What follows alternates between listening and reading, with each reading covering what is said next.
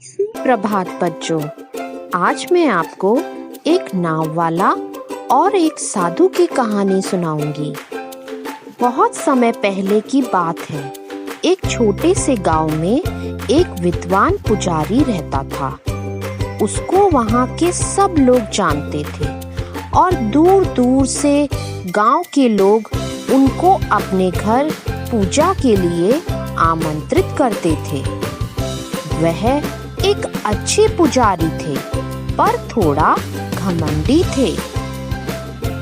एक दिन पुजारी को नदी पार करके दूसरे गांव जाना था। उनको बहुत सारे लोगों के यहाँ पूजा करनी थी।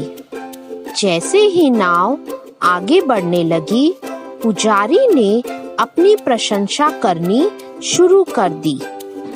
मेरे प्यारे गांव वालों, तुम लोग बहुत भाग्यशाली हो जो तुम्हें मेरे साथ सफर करने का सौभाग्य प्राप्त हुआ।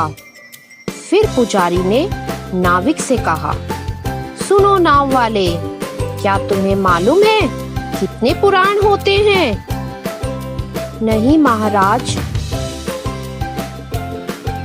बड़े दुख की बात है।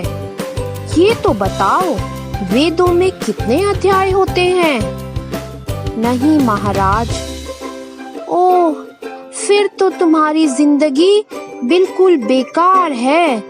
मुझे तो ये सभी जुबानी याद है। कोई भी ज्ञान मुझसे अछूता नहीं है। मैं भाग्यशाली हूँ कि माँ सरस्वती ने इस काम के लिए सिर्फ मुझे चुना है। पुजारी ने काफी देर तक नाविक को बहुत परेशान किया। कुछ समय पश्चात तेज हवाएं चलने लगी, घने बादल छा गए, नाव तेजी से डगमगाने लगी। नाव को बचाने की कई कोशिशों के बाद नाविक चिल्लाने लगा, सब लोग नाव से कूद जाओ, तूफान हमारी तरफ बढ़ रहा है। मैं नाव को दूसरी ओर नहीं ले जा सकता। किनारा अधिक दूर नहीं है। हम सब वहां तक तैर सकते हैं। जल्दी करो। लेकिन मुझे तैरना नहीं आता। ये कैसे हो सकता है? तुम्हें तैरना नहीं आता, जो मुझ जैसे साधारण आदमी को भी आता है? ओह, कृपा करके मेरी मदद करो। नहीं कर सकता। हम सबको अपनी मदद स्वयं करनी है। मैं तुम्हारे लिए तैर नहीं सकता। क्या आपके वेदों में इसके लिए कोई जवाब नहीं है? पुजारी डर से कांपने लगा। यदि आप तैर नहीं सकते तो क्यों है बहती नदी के बीचों बीच? तो आपकी जिंदगी एकदम बेकार है। यह कहते हुए सभी लोग नाव से कूद पड़े और धीरे धीरे नदी किनारे पहुंच गए और केवल वो अभिमानी पुजारी पानी में झटपटाता रह गया।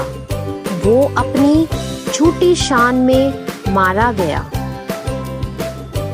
तो बच्चों, इस कहानी से हमने यह सीखा कि प्रत्येक इंसान में कोई न कोई गुण अवश्य होता है।